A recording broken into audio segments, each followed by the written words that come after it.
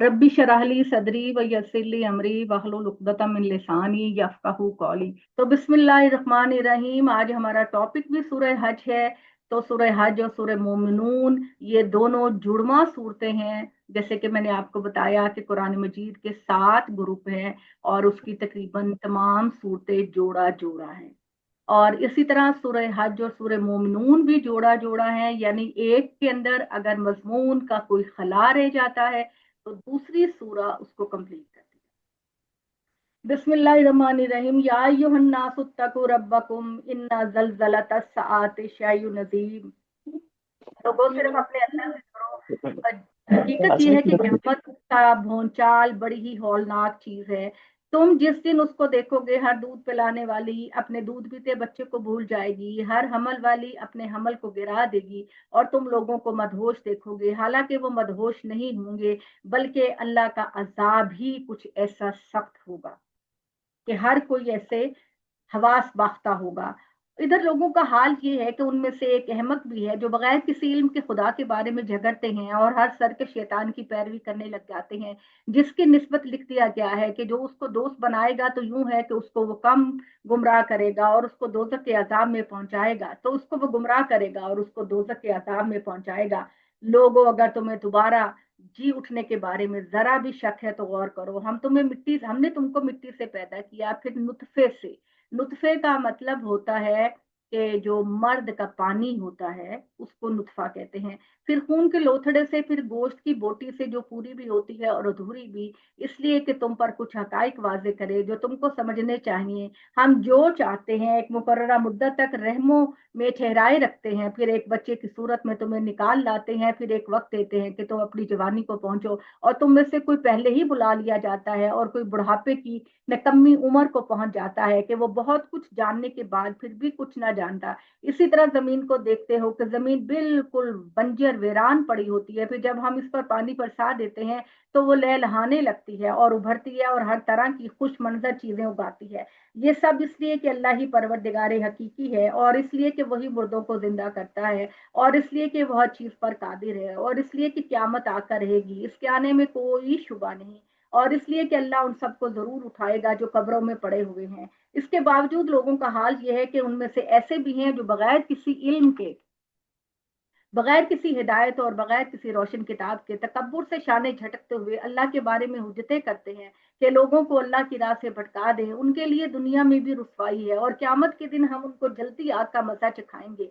यह है तुम्हारे अमाल का बदला जो तुम्हारे हाथों ने आगे भेजे थे, और तुम्हारे लिए खुदा का इंसाफ भी, इसलिए कि अल्लाह अपने बंदों पर जरा जुल्म करने वाला नहीं। और लोगों में ऐसे भी हैं जो खुदा की बंदगी किनारे पर खड़े हुए करते हैं, फिर अगर इनको कोई फायदा पहुंचता है तो खुदा से मुतमइन होते हैं, और अगर कोई आजमाइश पहुंचती है तो अंधे हो जाते हैं। इन्होंने दुनिया भी खो दी और आखिरत भी खो दी। ये खुला हुआ खसारा है। ये खुदा के सिवा उन चीजों को पुकारते हैं जो ना इनका बुरा कर सकती हैं ना इनका भला। यही दूर की गुमराही है, ये इनको पुकारते हैं, वही जिनका नुकसान उनके नफे से करीब तर है। क्या ही बुरे हैं ये मौला और क्या ही बुरे हैं उनके ये साथी जो इन्हें मौला बनाए हुए हैं। इनके बरखिलाफ अल्लाह इनको जो पूरी सच्चाई के साथ ईमान लाए और जिन्होंने नेक अमल किए, यकीनन ऐसे बागों में दाखिल करेगा जिनके नीचे नहरें बह रही होंगी। बेशक अल्लाह करता है जो चाहता है। इन्हें बताओ जो ये गुमान रखता हो कि अल्लाह दुनिया और आखिरत में हरगिज उसकी मदद ना करेगा। उसको चाहिए कि अपने तसव्वुर में जरा एक रस्सी ऊपर चढ़ने के लिए आसमान की तरफ ताने, फिर जब मंजिल को बहुत दूर देखकर रंजीदा हो तो उसको काट दे और देखे कि आया इसकी ये तदबीर उसके रंज को दूर करने वाली बनती है। हमने इस कुरान को इसी तरह खुली खुली दलीलों की सूरत में उतारा है, मगर जो तौफीक से महरूम है वो कहाँ हिदायत पाएंगे। अल्लाह ही जिसको चाहता है अपने कानून के मुताबिक हिदायत देता है। ये खुदा के बारे में हुज्जतें करते हैं। इन्हें बताओ जो लोग ईमान ले आए हैं और जिन्होंने यहूदियत इख्तियार कर रखी है, और जो साबई नसारा मजूस और जो शिर को इख्तियार किए हुए हैं, अल्लाह क्यामत के दिन इन सब के दरमियान इख्तिलाफ करेगा। भी शिरक करने वाले हैं, उनके जो ग्रोह हैं वो या तो साबई हैं। साबई वो है जो आग की पूजा करते थे, और इसके बाद जो है कुछ नसारा हैं, कुछ यहूदी हैं। तो अल्लाह ताला ने कहा कि ये सब शिरक करते हैं और बिद्दतों में मुब्तला हैं। تو اور یہ والے مشرکین مکہ بھی اللہ تعالیٰ قیامت کے دن ان کے درمیان فیصلہ کر دے گا کہ تم دنیا میں کیا گمراہی اختیار کیے ہوئے تھے، اور بے شک اللہ تعالیٰ تو ہر چیز پر گواہ ہے۔ کیا تم دیکھتے نہیں ہو کہ جو آسمانوں میں ہے، جو زمین میں ہے، سب اللہ ہی کے آگے سر بسجود ہے؟ جو سورج اور چاند، تارے، پہاڑ، درخت، چوپائے، بہت سے لوگ، بہت سے وہ بھی ہیں جو جن پر خدا کا عذاب لازم ہو چکا، اس لیے کہ انہوں نے یہ ذلت قبول کر لی کہ دوسروں کے آگے سر جھکا دیا۔ حقیقت یہ ہے کہ جس کو اللہ ذلیل کر دے اسے پھر کوئی عزت دینے والا نہیں۔ اس میں شبہ نہیں کہ اللہ اپنے قانون کے مطابق جو چاہے کرتا ہے۔ یہ سب دو فریق ہیں جنہوں نے اپنے پروردگار کے بارے میں اختلاف کیا، سو جنہوں نے اس کی توحید کو ماننے سے انکار کر دیا ان کے لیے آگ کے کپڑے تراشے جائیں گے، ان کے سروں کے اوپر سے کھولتا ہوا پانی انڈیلا جائے گا، ان کے پیٹ کے اندر جو کچھ ہے سب پگھل جائے گا، اور اوپر سے ان کی کھالیں بھی، ان کی سرکوبی کے لیے لوہے کے ہتھوڑے ہوں گے، وہ اس سے اس کے عذاب سے بھی جب جب نکلنا چاہے دوبارہ اسی میں دھکیل دیے جائیں گے کہ اب اسی میں رہو اور چکھو جلنے کی سزا کا مزہ۔ ان لوگوں کو البتہ جو ایمان لائے، جنہوں نے نیک عمل کیے، اللہ ایسے باغوں میں داخل کرے گا جن کے نیچے نہریں بہ رہی ہوں گی، ان کو وہاں سونے کے کنگن اور موتیوں کے ہار پہنائے جائیں گے، ان کے لباس وہاں ریشم کے ہوں گے، اور مزید یہ کہ انہیں وہاں پاکیزہ بات کی ہدایت بخشی جائے گی، اور انہیں خدائے حمید کی جنت کا راستہ دکھایا جائے گا۔ یہ حقیقت ہے کہ جن لوگوں نے خدا کے پیغمبر کو ماننے سے انکار کر دیا ہے، اب وہ خدا کی راہ سے روک رہے ہیں، اور مسجد حرام سے بھی، جسے ہم نے لوگوں کے لیے برابر عبادت کی جگہ قرار دی ہے، خواہ وہاں رہنے والے ہوں یا باہر کے لوگ۔ انہوں نے بڑے ظلم کا ارتکاب کیا کہ مسلمانوں کو عمرے اور حج سے روکتے ہیں، اس لیے کہ اس مسجد کا معاملہ تو یہ ہے کہ جو اس میں اللہ کے حکم سے منہ موڑے گا، کسی ظلم کا ارتکاب کرے گا، اس کو ہم دردناک عذاب کا مزہ چکھائیں گے۔ انہیں یاد دلاؤ جب ہم نے ابراہیم کے لیے اس گھر کی جگہ کو ٹھکانہ بنایا، اس ہدایت کے ساتھ کہ کسی چیز کو میرا شریک نہ کرنا، اور میرے گھر کو طواف کرنے والوں، قیام کرنے والوں، رکوع و سجود کرنے والوں کے لیے پاک رکھنا، اور حکم دیا گیا کہ لوگوں میں حج کی منادی کرو، وہ تمہارے پاس پیدل بھی آئیں گے اور ہر طرح کی اونٹنیوں پر سوار ہو کر بھی، کہ سفر کی وجہ سے دبلی ہو گئی ہوں، وہ قافلوں کی آمد و رفت سے گہرے ہو چکے ہیں، دور دراز پہاڑی راستے سے آئیں گے، اس لیے آئیں گے کہ اپنے نفع کی جگہوں پر پہنچے، اور چند متعین دنوں میں ان مویشی جانوروں پر اللہ کا نام لے جو اللہ نے انہیں بخشا۔ یعنی عمرے اور حج میں عبادت کے ساتھ ساتھ لوگ کاروبار بھی کرتے تھے۔ تو وہاں کے لوگ جب آتے تھے، مختلف عرب کے اندر کے لوگ آتے تھے، تو وہ اپنا ساتھ یہاں پہ کاروبار بھی کرتے تھے، جس کی اللہ تعالیٰ نے ان کو اجازت دی ہے۔ اور یہ اللہ تعالیٰ نے کہا کہ تم اپنے گھروں سے جو جانور لے کر آتے ہو وہ بھی میں نے تم کو دیے ہیں کہ تم یہاں آ کر ان کی قربانی کرتے ہو، تو کھاؤ ان جانوروں میں سے، اور خود برے حال فقیروں کو بھی کھلاؤ، اور چاہیے کہ لوگ اپنے میل کچیل کو دور کریں، اپنی نظریں پوری کریں، اور اس قدیم گھر کا طواف کریں۔ میل کچیل کا کیا مطلب؟ اپنی میل کچیل کو دور کریں، اپنی نظریں، یعنی میل کچیل کا مطلب کیا ہے کہ اچھی طرح نہائیں دھوئیں، اچھی طرح کپڑے پہنیں، میرا خیال میں اپنے اندر کی جو برائیاں ہیں ان کو دور کریں۔ بالکل، عقیدے کی جو برائیاں ہیں، عقیدے کی جو گمراہیاں ہیں، شرک ہے، اللہ کے ساتھ کسی دوسرے کی عبادت کرنا ہے، یا شراب پینا، جوا کھیلنا، اس طرح کے سارے گندے کام جو ہیں وہ اپنے اندر سے نکالیں۔ یہ بات ہے جو ابراہیم کو بتائی گئی، ان کو اچھی طرح سمجھ لو، اور یاد رکھو کہ جو اللہ کی قائم کی ہوئی حرمتوں کی تعظیم کرے گا تو ان کے پروردگار کے نزدیک یہ اس کے حق میں بہتر ہے۔ یہ بھی کہ جانوروں کے بارے میں مشرکین کے وہم بالکل بے بنیاد ہے۔ حقیقت یہ ہے کہ تمہارے لیے چوپائے حلال ٹھہرائے گئے ہیں سوائے ان کے جو تمہیں قرآن میں بتائے گئے ہیں۔ یعنی قرآن میں بار بار اللہ تعالیٰ 4 قسم کے چوپایوں کو حرام کرتا ہے، ٹھیک ہے، وہ بار بار قرآن مجید نے بتا دیا۔ سو بتوں کی گندگی سے بچو، جھوٹی بات سے بھی جو ان کے حوالے سے کسی چیز کو حلال اور کسی کو حرام ٹھہرا کر اللہ پر باندھتے ہو، اور اس کے عبادت کی طریقوں کی تعظیم کرو، اللہ کی طرف یکسو ہو کر کسی کو اس کے شریک نہ کرو، اور یاد رکھو کہ جو اللہ کے شریک ٹھہراتا ہے تو وہ گویا آسمان سے گر پڑا، اب پرندے اس کو اچک کر لے جائیں گے، یا ہوا اس کو کسی دور دراز جگہ پر لے جا کر پھینک دے گی۔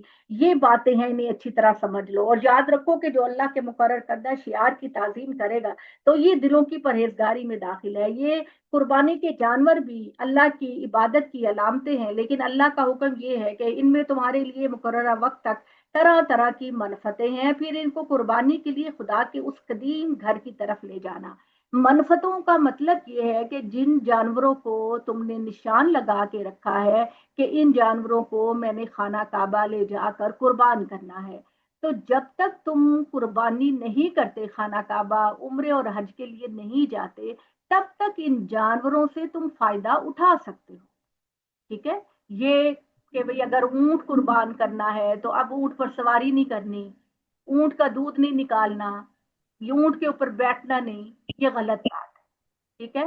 جب تک تم نے اس کی قربانی نہیں کرنی، اونٹ ہو، گائے ہو، بکری ہو، بکرا ہو، اس سے تم اپنے پورے فائدے اٹھاؤ جب تک کہ عمرے اور حج کے لیے نہ نکل جاؤ، ٹھیک ہے؟ ان کا دودھ بھی استعمال کرو، ان کے اوپر اگر مال رکھ کر ایک جگہ سے دوسری جگہ جانا ہے تو ضرور جاؤ، ان کے اوپر سواری بھی کرو، کیونکہ وہ سمجھتے تھے کہ عمرے اور حج کے لیے جو جانور قربان کرنے کے لیے رکھے ہیں ان پر نہ تو سواری کرنا جائز ہے، نہ ان پر کوئی سامان لاد کر ایک جگہ سے دوسری جگہ جانا جائز ہے۔ تو اللہ تعالیٰ نے کہا کہ نہیں، ضرور کرو، جتنے فائدے اٹھا سکتے ہو اٹھاؤ، اور پھر اس قربانی کے گھر کو اس قدیم گھر کی طرف لے جانا۔ قدیم گھر بیت العتیق، بیت العتیق جو ہے وہ کس کو کہتے ہیں؟ بیت العتیق، خانہ کعبہ، جی، بیت خانہ کیونکہ سب سے کعبہ پرانا یعنی گھر اللہ کا یہی ہے۔ عتیق کا حضرت مطلب آدم ہے، کے حضرت آدم کے زمانے سے جو بنا تھا نا، اس کو بیت جی، العتیق خانہ کہتے کعبہ، بالکل، ہیں۔ ہاں جی، خانہ کعبہ کو بیت عتیق کہتے ہیں، یعنی قدیم گھر کہتے ہیں۔ اور اللہ تعالیٰ نے خود یہ بات کہی کہ دنیا میں پہلا گھر جو اللہ کی عبادت کے لیے بنایا گیا وہ خانہ کعبہ تھا، ٹھیک ہے؟ تو اس کو قدیم گھر کی طرف لے جانا، ہم نے ہر امت کے لیے قربانی کی عبادت کو جائز کیا تاکہ اللہ نے جو مویشی جانور ان کو بخشے ہیں ان پر وہ اللہ کا نام لے، کسی اور کا نام نہ لے۔ سو تمہارا پروردگار ایک ہی اللہ ہے، تو اپنے آپ کو اسی کے حوالے کرو، اللہ ہی کے سامنے جھکے رہو اور انہیں خبری دے دو اے پیغمبر جن کے دل اس کے آگے جھکے ہوئے ہیں، جن کا حال یہ ہے کہ جب ان کے سامنے اللہ کا ذکر کیا جاتا ہے تو ان کے دل کانپ اٹھتے ہیں، ان پر جو مصیبت آتی ہے اس پر صبر کرنے والے اور نماز کا اہتمام کرنے والے ہیں، اور جو کچھ ان کو بخشا ہے اس میں سے وہ ہماری راہ میں خرچ کرتے ہیں۔ اونٹ کی قربانی بھی تم میں سے کسی کو تردد میں نہیں ہونا چاہیے، اس لیے کہ قربانی کے اونٹوں کو ہم نے تمہارے لیے شعار الہی شامل کیا، ان میں سے تمہارے لیے بڑی خیر کے کام ہے، سو ان کو صف بستہ کر کے ان پر اللہ کا نام لو، کہ جب قربانی کے بعد وہ اپنے پہلوؤں پر گر پڑے تو ان میں سے خود بھی کھاؤ اور ان کو بھی کھلاؤ، جو محتاج ہیں مگر قناعت کیے بیٹھے ہیں اور ان کو بھی جو بے قرار ہو کر مانگنے کے لیے آئے، ان جانوروں کو ہم نے اس طرح تمہارے لیے مسخر کر دیا ہے۔ مسخر کا کیا مطلب ہے؟ جگہ جگہ یہ لفظ استعمال ہوتا ہے اور قرآن مجید نے اس کے لیے سخر کا لفظ استعمال کیا ہے، تابع کر دینا، فرما بردار، تمہارے حکم کے تابع کر دیا ہے، مسخر کر دیا ہے کہ تم جس طرح سے چاہو ان سے کام لے سکتے ہو۔ اللہ تعالیٰ کو نہ تو گوشت پہنچتا ہے نہ خون پہنچتا ہے، یعنی ہم قربانی اس لیے نہیں دیتے کہ اللہ تعالیٰ کو خون کی ضرورت ہے یا گوشت کی ضرورت ہے۔ خون اور گوشت جو ہے وہ تو اللہ تعالیٰ بھوکے لوگوں کے کھانے کے لیے چاہتا ہے کہ زیادہ سے زیادہ ان کو دیا جائے اس طریقے سے۔ اللہ کو جو چیز مطلوب ہے وہ تمہارے دلوں کا تقویٰ ہے، تمہارے دلوں کی پرہیزگاری ہے، یہ اللہ تعالیٰ کو مطلوب ہے۔ ادروائز اللہ تم کو قربانی اس لیے نہیں کہتا کہ اللہ کو گوشت کی ضرورت ہے یا خون کی ضرورت ہے۔ اسی طرح ہم نے تمہارے لیے ہر چیز کو مسخر کر دیا تاکہ اللہ نے جو ہدایت تم کو بخشی ہے اس پر تم اللہ کی بڑائی بیان کرو، یہی طریقہ ہے اس کا جو خوبی کا رویہ اختیار کرے، اور اے محمد صلی اللہ علیہ وسلم ان لوگوں کو بشارت دے دو جو خوبی کا رویہ اختیار کیے وہی ہیں، ان کے برخلاف وہ لوگ اللہ کی راہ سے روک رہے ہیں، ان کے بارے میں اللہ کا فیصلہ ہے کہ وہ ان کے مقابلے میں اب ان لوگوں کی حفاظت کرے گا جو ایمان لے کر آئے۔ حقیقت یہ ہے کہ اللہ کسی دغا باز نہ شکرے کو پسند نہیں کرتا، چنانچہ جن سے جنگ کی جائے انہیں جنگ کی اجازت دے دی گئی اس لیے کہ ان پر ظلم ہوا، اور اللہ یقیناً ان کی مدد پر قادر ہے۔ اور جو ناحق اپنے گھروں سے نکال دیے گئے صرف اس لیے کہ وہ کہتے ہیں کہ ہمارا رب اللہ ہے، یہ اجازت اس لیے دی گئی کہ اگر اللہ لوگوں کو ایک دوسرے کے ذریعے دور نہ کرتا تو خانقاہیں، گرجے، کنیسے، مسجدیں جن میں کثرت سے اللہ کا نام لیا جاتا ہے سب ڈھہ چکے ہوتے، یعنی سب لوگ ایک دوسرے پر حملہ کر کے اور ایک دوسرے کی عبادت گاہیں گرا دیتے۔ اللہ ضرور ان لوگوں کی مدد کرے گا جو اس کی مدد کے لیے اٹھیں گے. اس میں شبہ نہیں کہ اللہ زبردست ہے, وہ سب پر غالب ہے. وہی کہ جن کو اگر ہم اس سرزمین میں اقتدار بخشیں گے تو وہ نماز کا اہتمام کریں گے, زکوٰۃ دیں گے, بھلائی کی تلقین کریں گے اور برائی سے روکیں گے. یعنی جو اصل مسلمان ہیں وہ اگر ان کو اقتدار ملتا ہے, اختیار ملتا ہے حکومت کرنے کا, تو وہ مسلمان جو کہ صحابہ کرام بھی ہیں وہ ضرور باجماعت نماز کا اہتمام کریں گے, زکوٰۃ دیں گے, نیکی کا حکم دیں گے, برائی سے منع کریں گے, اور تمام تر انجام کی کامیابی تو پھر اللہ ہی کے اختیار میں ہے. اور اگر اے محمد تمہیں جھٹلائیں تو اس پر تعجب کیوں؟ ان سے پہلے نوح کی قوم, عاد و سمود, ابراہیم کی قوم, لوط کی قوم, مدین کے لوگ بھی جھٹلا چکے ہیں. ان سب کی ڈیٹیل میں فردن فردن بتا چکی ہوں, ان سب کی ایک ایک کی ڈیٹیل میں آپ کو بتا چکی ہوں. اور ابراہیم اور لوط کی قوم اور مدین کی قوم اور موسیٰ کو بھی انہوں نے جھٹلایا. پھر ان کے منکروں کو میں نے کچھ ڈھیل دے دی, پھر ان کو دھر لیا تو دیکھو کیسی ہوئی میری پھٹکار ان کے اوپر. اور کتنی ہی بستیاں ہیں جن کو ہم نے ہلاک کر دیا جبکہ وہ ظالم تھی, اب وہ اپنی چھتوں پر الٹی پڑی ہیں. اور کتنے کنویں بیکار پڑے ہیں, ان سے کوئی پانی لینے والا نہیں. اور کتنے پختہ محل ہیں جو بالکل ویران پڑے ہیں, بالکل ویران پڑے ہیں, ان کے اندر کوئی آباد نہیں. عاد و سمود کے وہ گھر ہیں جو پہاڑوں کو تراش تراش کر وہ عالیشان محل بناتے تھے. تو ابھی بھی آپ دیکھیں کہ لاکھوں کے ہزار سے لوگ وزٹ کرنے جاتے ہیں, لیکن وہ گھر بالکل بے آباد پڑے, بالکل بے آباد پڑے ہیں, وہاں سانس لینے والا کوئی بھی نہیں. انہیں معلوم ہونا چاہیے کہ تیرے پروردگار کے ہاں ان کا ایک دن تمہاری گنتی کے حساب سے 1000 سال کے برابر ہے.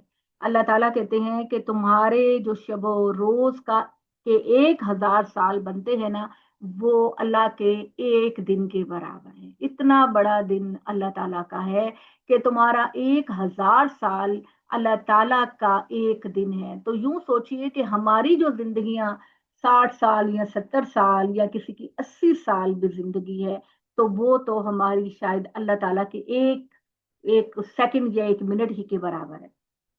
ایک اور جگہ کہا اللہ تعالیٰ نے کہ فرشتے اور جبرائیل امین اللہ کے پاس ایک ایسے دن میں احکامات لے کر جاتے ہیں جس کی مقدار تمہارے شب و روز کے مطابق 50,000 سال. تو دیکھیے, اور کتنے قومیں ہیں کہ جن کو ہم نے ان کے ظلم کی پاداش میں ڈھیل دی, پھر ان کو پکڑ لیا اور سب کو واپس تو میری ہی طرف آنا ہے.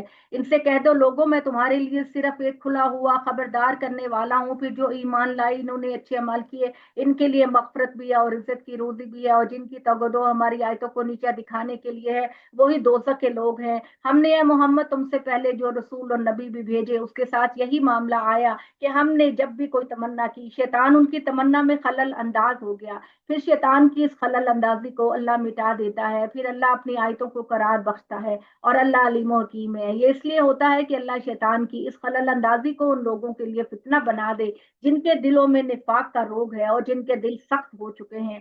حقیقت یہ ہے کہ ظالم اپنی مخالفت میں بہت دور نکل گئے ہیں, اور اس لیے بھی ہوتا ہے کہ جن کو خدا کی کتاب کا علم عطا ہوا وہ اچھی طرح جان لے کہ یہ تیرے پروردگار کی طرف سے حق آیا ہے, تو ان کے ایمان اس پر پختہ ہوں اور ان کے دل اس کے آگے جھک جائیں.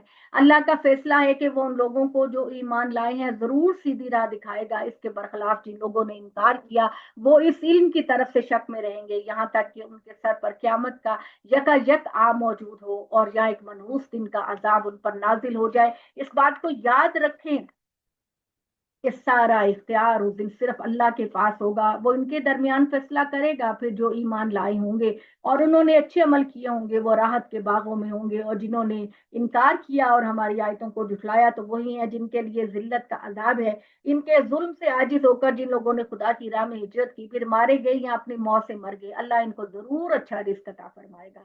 بے شک اللہ ہی ہے جو بہترین رزق عطا فرمانے والا ہے, وہ ان کو ضرور ایسی جگہ پہنچائے گا جس سے وہ راضی ہوں گے. بے شک اللہ سب کے حال سے واقف ہے, وہ بڑا ہی بردبار ہے. یہ اسی طرح ہوگا, اور مزید یہ کہ جو کسی ظلم کا ویسا ہی بدلہ لے جیسے کہ اس کے ساتھ کیا گیا, پھر اس پر زیادتی کی جائے تو اللہ اس کو ضرور مدد فرمائے گا, لیکن چند درگزر کرے تو بہتر ہے. اس میں شبہ نہیں کہ اللہ معاف کرنے والا درگزر فرمانے والا ہے. اللہ ضرور اس کی مدد فرمائے گا. یہ اس لیے کہ اللہ ہی ہے جو راتوں کو دن میں दाखिल करता है और दिन को रात में दाखिल करता है। और इसलिए कि अल्लाह समीउ बसीर है, ये इसलिए कि अल्लाह ही हक है, और जिन चीज़ों को ये अल्लाह के सिवा पुकारते हैं वो सब बातिल हैं, और इसलिए कि अल्लाह ही बरतर है, वो सबसे बड़ा है, वो ज़रूर मदद फरमाएगा अगरचे हालात कितने ही नामुवाफिक हों। क्या देखते नहीं कि अल्लाह ने आसमान से पानी बरसाया तो इससे ज़मीन सरसब्ज़ व शादाब हो गई। हकीकत यह है कि अल्लाह बड़ा ही बारीक बीन है, हर चीज़ की खबर रखने वाला उसी का है, जो कुछ आसमानों में है और जो कुछ ज़मीन में है। हकीकत यह है कि अल्लाह ही है जो बेनियाज है और वही तमाम सिफात का हामिल है। क्या देखते नहीं हो कि अल्लाह ने जमीन की सब चीजों को तुम्हारे काम में लगा रखा है, और कश्ती को भी वो उसके हुक्म से समंदर में चलती है। वो आसमानों को थामे हुए है कि मुबादा जमीन पर गिर ना पड़े। अब सुने कि हम जो घर बनाते हैं तो अक्सर छतें गिर जाती हैं, ठीक है ना, कोई गारंटी नहीं है। अल्लाह ताला फरमाते हैं करोड़ों साल से ये दुनिया बनी है, कभी ऐसा हुआ है कि आसमान किसी पर गिरा हो? तो ये बगैर सतूनों के ये छत है जिसको अल्लाह कहते हैं कि मैंने ही थामा हुआ है कि कहीं इंसानों पर गिर ना जाए ये आसमान। तो वो क्या इल्ला ये कि अल्लाह ही इसकी इजाजत दे। यकीनन अल्लाह लोगों पर बड़ा मेहरबान है। अल्लाह की शफकत इंसानों पर हमेशा रहती है। वही है जिसने तुम्हें जिंदगी दी, फिर मारता है, फिर तुमको जिंदा करेगा। हकीकत ये है कि इंसान बड़ा ही नाशुक्र है। इन्हें एतराज है कि ये नया दीन मोहम्मद सल्लल्लाहु अलैहि वसल्लम पर जो नाजिल हुआ वो हमसे मुख्तलिफ क्यों है। हम तो शिरक करने वाले हैं, हम हर उम्मत के लिए तरीका मुकर्रर किया है, वो उसी पर चलेंगे। हमने इस वक्त भी यही किया। सो इस मामले में तुम्हारे साथ कोई ना झगड़े, लिहाजा मोहम्मद इनकी बातों को नजरअंदाज करो और अपने परवरदिगार के रास्ते की तरफ बुलाते रहो। यकीनन तुम्हें सीधे रास्ते पर हो। और उसके बाद भी अगर कोई तुमसे झगड़ने के लिए आए तो इनसे कह दो कि अल्लाह जानता है जो कुछ तुम कर रहे हो। अल्लाह क़यामत के दिन तुम्हारे दरमियान उस चीज का फैसला करेगा जिसमें तुम इख्तलाफ करते रहे हो। क्या तुम नहीं जानते कि आसमान और जमीन की हर चीज अल्लाह के इल्म में है, ये सब एक दफ्तर में महफूज है। हकीकत ये है कि अल्लाह के लिए ये काम करना इंतहाई आसान है। अल्लाह के सिवा ये दूसरों की इबादत करते हैं जिनके हक में अल्लाह ने कोई दलील नहीं दी। अल्लाह का कोई शरीक होता तो अल्लाह कहते हैं कि मैं खुद बताता। और ये अहमक समझते हैं कि आखिरत में वो उनके मददगार होंगे। हकीकत ये है कि इन जालिमों का कोई मददगार ना होगा। इन्हें जब हमारी साफ साफ आयतें सुनाई जाती हैं तो इन मुनकरों के चेहरों पर तुम नागवारी देखते हो, गोया कि ये उन लोगों पर हमला करेंगे जो उनको हमारी आयतें पढ़ पढ़ कर सुना रहे हैं। इनसे कहो क्या तुम मैं इससे बढ़कर तुम्हें एक नागवार चीज बताऊं, दोज़ख की आग। अल्लाह ने मुनकरों के हक में उसका वादा कर रखा है और वो बहुत बुरा ठिकाना है। लोगों तुम अपने इन माबूदों की हकीकत समझना चाहते हो तो एक मिसाल बयान की जाती है, तो उसको गौर से सुनो। हकीकत यह है कि खुदा के सिवा जिनको तुम पुकारते हो वो एक मक्खी भी पैदा नहीं कर सकते, अगरचे वो इसके लिए सब मिलकर कोशिश करे। और अगर वो मक्खी उनसे कुछ छीन ले तो इससे वो इसका छुड़ा नहीं सकते। चाहने वाले जिनकी बुतों की इबादत करते हैं वो भी कमजोर हैं, और जो करने वाले हैं और जिनकी की जाती है वो भी कमजोर हैं। इन्होंने अल्लाह की कुदरत नहीं पहचानी जैसे कि पहचानने का हक है। बेशक अल्लाह ताला कव्वी है, वो सब पर गालिब है। ये इसी नाकदरी का नतीजा है कि फरिश्तों की इबादत करते हैं। अल्लाह फरिश्तों में से भी अपने पैगाम्बर चुनता है और इंसानों में से भी, यानी खुदा फरिश्तों में भी चुनता है कि कौन उसके इंसानों तक मेरा पैगाम लेकर जाए, और इंसानों में से भी वो नबी चुनता है कि उस तक उसका पैगाम लेकर जाए। उसमें हकीकत यह है कि अल्लाह खुद सुनने वाला देखने वाला है। इन फरिश्तों के आगे और पीछे जो कुछ है वो इससे वाकिफ है, और तुम्हारे मामलात अल्लाह ही की तरफ रुजू होते हैं। ईमान वालों, इनके अहद तमाम हुआ, अब तुम्हारा ईमान शुरू, तुम्हारा दौर शुरू हो रहा है। यानी ये बता दिया गया कि अब मुशरिकीन मक्का खत्म हो जाएंगे। इनकी इनकी अजारादारी मक्का से और खाना काबा से खत्म हो जाएगी। और ए मुसलमानों, खाना काबा की अथॉरिटी अब अल्लाह ताला आपको देगा। रुकू और सजदा करो, अपने परवरदिगार की बंदगी करो, नेकी के काम करो ताकि तुम फलाह पाओ। और मजीद ये कि अपने मनसब की जिम्मेदारियों को पूरा करने के लिए अल्लाह की राह में कोशिश करो, जैसा कि जद्दोजहद करने का हक है। इसने तुम्हें चुन लिया है और जो शरीयत तुम्हें अता की है उसमें तुम पर कोई तंगी नहीं रखी। तुम्हारे बाप इब्राहिम की मिल्लत तुम्हारे लिए पसंद की। क्या थी इब्राहिम की मिल्लत? इब्राहिम की क्या मिल्लत थी?